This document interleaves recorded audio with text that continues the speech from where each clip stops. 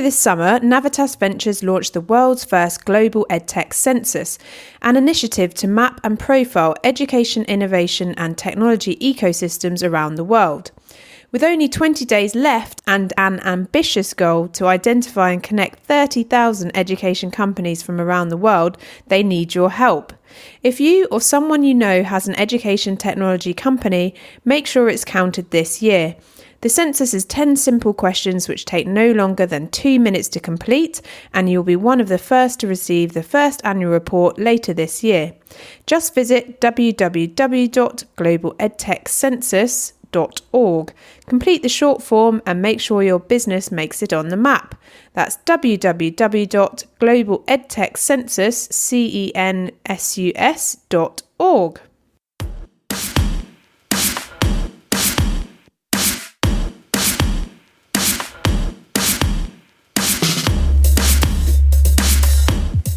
Hi everyone, and welcome to the Edtech Podcast. My name is Sophie Bailey, and this week a big shout out to Colin Hegarty at Hegarty Maths and Henry Warren from Aga Khan Education Services for their lovely messages. Colin said, "Hi Sophie, I wanted to take a moment to say thank you for your wonderful podcasts. They are super. I've listened to them on long drives to schools all over the country this year. I really appreciate your expertise and work." And Henry said, "Just wanted to say what a great job you're doing with the podcast. I'm really enjoying it. Keep up the great work. Keep doing what you're doing, Sophie. It's ace." Thanks, Colin and Henry. If you also would like to give some feedback, we would love you to post your comments and reviews on the iTunes podcast link or wherever you're listening. You can also check out our Patreon site at Patreon, that's patreon.com/the EdTech Podcast. Now, on to today's episode. This week, we're in conversation with top YouTube and HRtech legend Amy Bateman from CareerCake. I met Amy on the flight out to ASU GSV Summit, and during some mammoth brunch and hiking sessions in Salt Lake City, I was lucky enough to find out about her move from recruitment consultant to YouTube presenter to careers business with mentors and investors including Harley Parsons and Kevin Hughes, the co-founders of Go Compare, and Louise Rogers from TES fame. If you're after an authentic personality who has reacted to personal or professional challenges by putting her best foot forward and creating a business which helps millions and gets personal feedback from young people who've gone on to secure their dream job, then this one is for you. And if you're international and listening in, get your translation services on because this one's in English with a beautiful Welsh accent. I'm here with Amy Bateman, who is CEO of CareerCake, and we actually met on the plane after pretty much ignoring each other the whole flight. And then I tried to talk to you. I totally tried to make conversation. I was probably drooling. I asked if you wanted the middle pillow. Do you remember? Oh yeah, no, you did. That was my way of saying, please be friends with me. And then I probably ignored you and went to sleep. Then we got talking at the end of the flight as we were sort of collecting our stuff, and it turned out you saw my EdTech Podcast hoodie and got chatting about that. And yeah. Because I followed you on Twitter anyway. Yeah, and we've both found out that with many people on the plane that we're both going to ASU GSV. Interestingly, so we have similarities in, having had very secure jobs, quit them to the shock and horror of many people around us, and then gone off and used essentially sort of open platforms. So you with YouTube and me with podcasting to develop something, but you're much further down the road than I am, up to 2.5 million views on some of your YouTube Yeah, bits. I think collectively I think there's about 6 or 7, well, there was 7, I think one of them shut down, but there's about 6 strategic channels that I operate my videos within. I think it's like 21 million now, I think. That's incredible. Yeah. Not bad for a girl from Wales. Girl from Barry Islands. Well, certainly not bad from somebody, it was never meant to be a thing. I mean, if this was meant to be a business, trust me, I wouldn't have called it CareerCake. Like, who names their business CareerCake? But I was like, I like careers, I like cake. This is just my YouTube channel. I've got a £15 camera I bought from eBay. It's 2010. Nobody's really doing anything on YouTube, not in the career space anyway. Yeah. Let's just make some videos and pass out the channel to some people that have lost their jobs. Yeah, so was it 2010? So it's just 2010. Still feeling the repercussions of the recession. In Wales, that's when it really hit. And Wales is the majority of, certainly South Wales, is manufacturing public sector, which are the 2 areas that were hit massively. And a lot of people in Wales a huge amount of talent were out of work through no fault of their own. Yeah. And the last time they were out of work, there was no internet. You got a job because you drank with Harry down the pub, or, you went to the job centre in the morning, you were working by that afternoon. Yeah. And as a recruiter, we're not there to help you get a job. We're there to find that company talent. And if you don't match their brief, I can't help you. And I remember there was just this one day, I was getting frustrated because in my 20s, I was just all about the bonuses. I want a nice handbag. I want a nice car. It's just, when there's jobs coming out of your ears and you're filling them left, right and centre and getting the bonuses, it's fine because everyone's winning. Yeah, people are getting jobs, clients are happy, and you're making your company money. But when there's no job, even when there are jobs, they're not using a recruiter to fill those jobs, because why would they pay our company $3,000 or $4,000 when there's people knocking on their door? Really talented people. I was kind of thinking, this is just not fun. We got people coming and crying. I remember these two old ladies came in, and I say old ladies, they probably weren't that old. They were like 60. When I'm 60, if anyone calls me old, I will literally kick their ass. But my mum is like 60, they weren't old, but I remember just in their head, they weren't tech savvy. They didn't know how to use the internet. They didn't know how to job search. They'd worked at the same company for 30 years and they'd sat next to each other. They'd rocked up to work one day and there was just a big sign on the door saying, we've gone into administration. And they'd gone home, put on their best suits. They were all dressed up to the nines. They were adorable. And they'd come down to Cardiff, to the big city, and they'd come to recruitment consultants. And they were so terrified when I walked in the room that they were holding hands.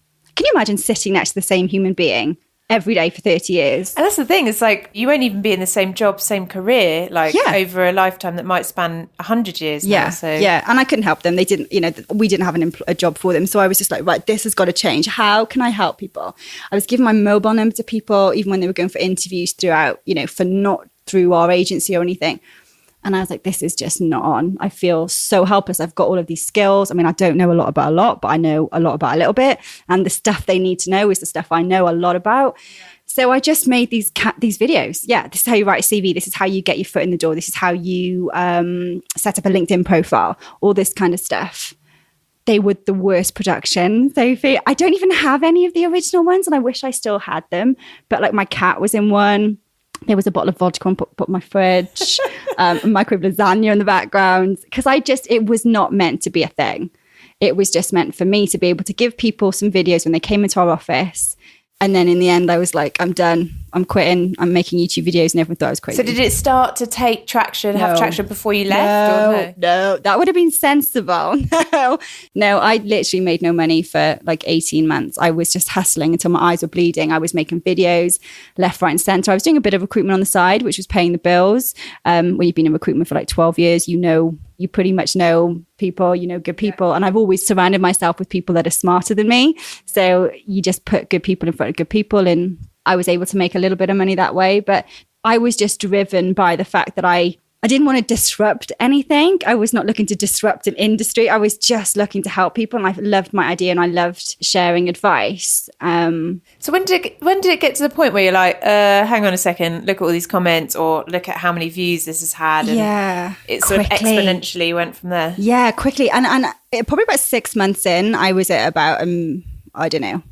I remember one of my videos got to 10,000 hits and I was like, what is this? Yeah. This is crazy. And then I remember the BBC called. So BBC wanted me to do some stuff for their BBC Learning. And then I remember AAT, so the Association of Accounting Technicians, were just setting up a YouTube channel. And they were going to pay me £300 to make a 2-minute video twice a month answering their members' questions from the forum. And I was like, this is heaven.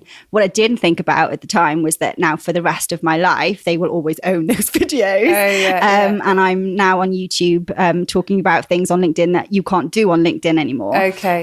But at the time, I was just like, it will help me eat and it will help me pay the rent. So what's really interesting is you got to the point where essentially the YouTube channel, you pivoted that into a business, and as I understand it, it's now invested in by people like the senior execs behind Go Compare and others.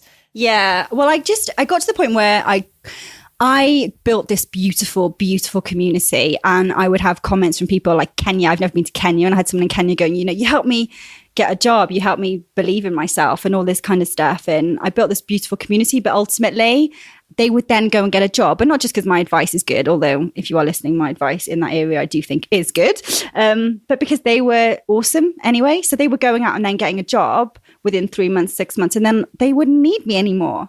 I'm not saying that, I don't have any friends or anything, because I do, but I'd miss them. Yeah. They'd go, you build this community where you're on Facebook, you're on social media, and my whole entire life was Career Cake. Like, you cut me in half, I bled Career Cake. So they were my family and I loved them. And then I'd have these stories and I'd be like, okay, bye. So I was like, well, no, I want to help you, because once you get in that job, you might need a pay rise, or you might need a promotion, or you might get bullied and you might not know how to deal with it.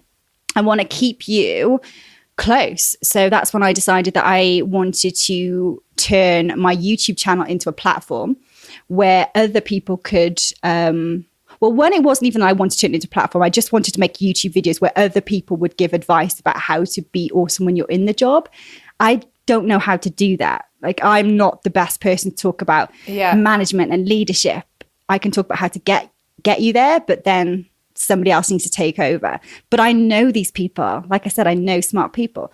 So it was just a case of them making YouTube videos, but then I wanted the production to be better, and things grew and things got bigger. And I was like, I can't keep traveling the country doing keynotes and stuff to pay for this YouTube stuff. Something else has got to happen. I don't want to be a keynote speaker. I mean, they wanted me to, some television companies wanted me to host some television shows around careers. And I was like, I don't want to be a TV presenter. That's not the plan. I want to build a platform and a community via tech. So I had to take investment. So I went out and got investment in June 2015. The interesting thing is that it sounds like, oh, you turned your YouTube channel into a business. That's really still a big struggle for us, because anybody can say that they love your stuff and you can get 21 million hits when it's free. When you're asking people to pay for it, and how you manage that model, and when experts are out there wanting to share their content with you on YouTube, but they know that there's a revenue issue there. So how do you split that? And so, it's turned into this. Well, in the last 8 months, we've sold courses into 29 countries, paying courses. So we're getting there, but it's a massive challenge. Yeah, quite the journey. Yeah. And I don't like people. I'm here obviously with you at this conference and stuff. And people go, "Oh, so what's your company called?" I'm like, Career Cake. I'm like, please. It was not meant to be a company. I think I've heard a lot worse names than that. Good. All right. Cool. Because people keep saying to me, is it because like cake, you put loads of like ingredients in a cake to make a cake, and like your career? And I'm like, nope, just like cake. Yeah, the domain name was free. Yeah. Yeah, I mean, I thought it was really interesting to chat as well, because I feel like a big talking point here has been around, I mean, we both sat and watched the CEO of LinkedIn speak yesterday, and there's lots of chat around how the old idea of, going to school, potentially going to university and then going into a job and that's the end of your learning is out the window now. And if you're having multiple careers, or if you are, facing potential redundancy because of automation, like how do you get about that? And obviously that's great business for you, because people need to kind of work out how to support themselves and one another and learn. So how are you kind of developing what you're doing to kind of tackle some of those issues? I think understanding where the market's going. So like 2020, they think that, almost 50% of the marketplace will have a side hustle, understanding that people will have 15 jobs throughout their career, understanding that most people will have that. They could be a HR manager, but they will have that dog walking business on the side, or, that we are literally going to be surrounded by people with portfolio careers. So taking our content and ensuring that we hit the core objective, which is helping people be seen, heard and valued in a very, very competitive marketplace. When there were 72,000 graduates coming out of universities in the UK alone every single year, I think it's 71% according to the AGR, still in non-graduate roles up to 2 years after graduating. And then all of a sudden there's 72,000 people joining the queue too. It's noisy and it's hard. I remember when I graduated in 2003, like literally everyone got a job, everyone, like even me. And helping people be seen, heard and valued is really, really important. And understanding that they want to get that information the way that they want to get it, which is on demand. So you've got these universities and stuff that, have these wonderful careers advisors, but they don't always want to walk in the room and sit down with somebody and say, I'm struggling. How do I do this? And when they do have the realization that they're struggling, it's 2 a.m. in the morning and the application has to be in at 9 a.m. on Monday. So making sure that our content is on demand and relevant, but also what's really important for me and one of my biggest challenges is the context. So not just the content, because there's loads of people out there that know loads of good stuff, right? There's loads of information on the internet. But it's the context that you put that information in, the storytelling, the engagement, the quality, not just of the information, but the expert that's delivering that on a video. I want them to watch that and go, oh my God, that person cares about me. Like they're my mates. Because I was just about to say, actually, you mentioned support at 2 a.m. and I thought immediately of chatbots, so being able to ask that question, perhaps getting an immediate response and, it being automated in that way. I have, sorry to interrupt, I've got one piece of feedback. It came through from somebody called Veronica the other day. But with the feedback that we get, and it's not just me because I handpick people, just something about, watching your videos felt like I was sitting in the living room with a family member. Yeah. I felt, because nobody cares how much you know until they know how much you care. Yeah. Well, where does that all come from then as well? Because, what was your own education like? What was it like getting into recruitment? Because a lot of people don't care. So no, they really don't. Yeah. Well, especially recruitment's got a pretty bad name for itself. Oh my God, totally. Totally. But there are some that do care. Yeah. If you'd asked me this 5 years ago, I probably wouldn't talk about it. But so I spent the majority of my teenage years in foster homes and stuff, and there wasn't really any expectation on me to really do anything. And I was judged a lot. I lived in a little village in Pembrokeshire. There were some people that weren't allowed to be friends with me. I'd have to meet them at the bus stop rather than knock on the door, or we'd go around after school to play computer games or listen to music. And when the parents came up the drive, I'd have to jump out the back door because I was deemed a troubled kid. And I was a really good kid. Like, if I do say so myself, I was really well behaved. And, my family just had issues at the time. No big deal, no drama at all. But people just label you. But then I had issues with not really caring, nobody really telling me I needed to do stuff. So I didn't have a massive, my attendance wasn't great. I went back a year in school. So I actually repeated a year at one time just because I was never there. And then I remember our education officer saying to us, you had like a meeting with her when you were just about to start your GCSEs, and just that token, pick you up from school and take you to the chip shop and make you feel like you can do anything. And I remember her just saying to me, so you probably won't go to university. So are you thinking about what you'd like to do when you leave school at 16? And I was like, you are? I don't know where this came from. Like, I'm come from a council estate in Barry, right? It's like I was born to be Kate Middleton or something. I've just always had this bulletproof, fearless attitude. And I don't know where it came from, but I was like, nah, I've seen people that are a lot worse off, because there's no such thing as a level playing field. There's always somebody with a harder time than you. I was like, nah. I'm going to do something. And you telling me that I can't is just... So I think I was like the first... I remember not liking her. And I remember I probably sat there and didn't eat my chips. And yeah, she didn't care anyway. That was me knowing that she didn't give a damn about me. She was just going to fill in her Excel spreadsheet when she got back to the office. And then I was just like, I think I was the first in 9 years in our county to go to university. And then I went and I got a job and I was awesome at making the money. And then nobody, because I never told anybody. In fact, I only told that story. Nobody knew about it actually until I was 31 and I did my TED talk. I was doing it on judgment. So I thought I better talk about this, because I can't talk about judgment and then keep this secret. Never mentioned it in a job. It literally never mentioned it publicly. Yeah, I went to this job and I was good at making the money, and then everybody liked me and I wasn't the loner anymore. And I was like, I got this from my job. I'm seen, heard and valued. Like, everybody needs to be seen, heard and valued, whether you're Mother Teresa or you're a serial killer. It's Maslow's hierarchy of needs. We all need to feel seen, heard and valued, whether it's by a lot of people or a few. And all of a sudden I was in a career and I did feel like that. And then I liked what I saw in the mirror, and I had I was really shy, and all of a sudden I had confidence. I could talk to people and I liked myself, and I was like, I want to do that for other people for the rest of my life. And now I do. Quite a phenomenal story. I love it. Although I'm here surrounded by all of these people, I feel a bit out of place. I'm like, everyone's smarter than, I don't know. I just feel a bit intimidated. I don't know. You were very, very smart, but we were laughing about, there's lots of Silicon Valley types here. And then, I don't know, I always feel like that being from the Isle of Wight and you sort of being a Welshie. Yeah. So I tweeted out to everyone at the conference last night, is there anybody Welsh? I've not met one It's Welsh just like person. resounding silence. Honest to God, I got this one person said, well, my name's Jones. Does that count? I was like, I will take that. And then another person tweeted me this morning from Wales going, no, the sun's shining over here, but we all stayed at home. So, I mean, if people are listening in, how can they get in contact with you? I know you're on Twitter and Instagram and so on. So yeah, so Instagram is Amy, but I spell it AIMEE because my mum was trying to be posh. _ Bateman. So I'm, also careercake.com. So I'm on all of this. Yeah, the channel, all of the channels. And so are you looking for other partners, potential content partners to work with the platform? Well, we use we film in our studios in Bristol. We have the most amazing, I'm so blessed to have the most amazing production team. So anybody that is a coach or an educator that is comfortable delivering on camera, and if they don't want to deliver on camera, then we do peer-to-peer interviews because some people don't want to just look at a camera and deliver content. So we're looking to anybody that can do anything within job hunting, career development or entrepreneurship. And then we literally just split our revenues 50-50 with them. So we do all of the costs, we put up all of the costs. All we ask is that you care, you write good content, and you're open and willing to build your brand via CareerCake and help people be seen, heard and valued.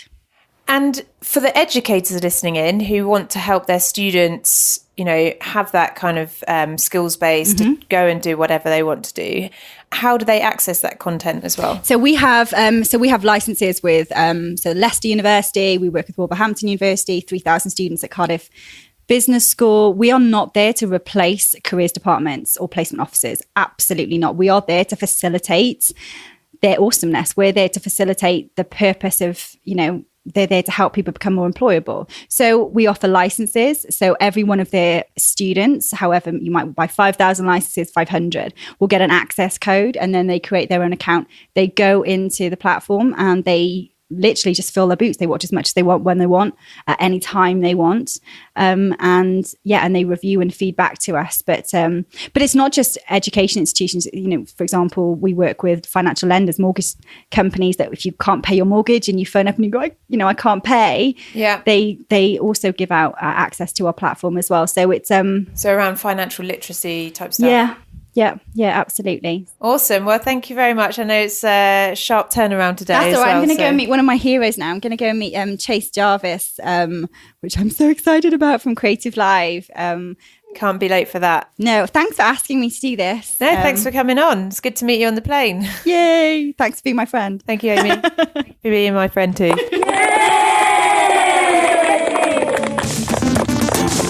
Thanks for listening in, everyone. If you've been working through the ASU GSV Summit series and enjoying it, we are back with a series on the 10th of September looking at efficacy and impact with the Jefferson Education Accelerator, among others. Before all of that, our next episode is a takeover from Unio, looking at user-centered design and co-creating best-of-breed edtech with teachers for teachers, with 3 educators, an investor and head of marketing all chipping in. If you like the sound of that, make sure you subscribe to the Edtech Podcast on iTunes or Android players. And finally, don't forget to sign up to our newsletter to find out about our upcoming meetup drinks, cool jobs currently circulating, and other announcements. I do hope you enjoyed this week's episode. Send us your feedback on Twitter at Podcast Edtech. Join us on Facebook and see you next time.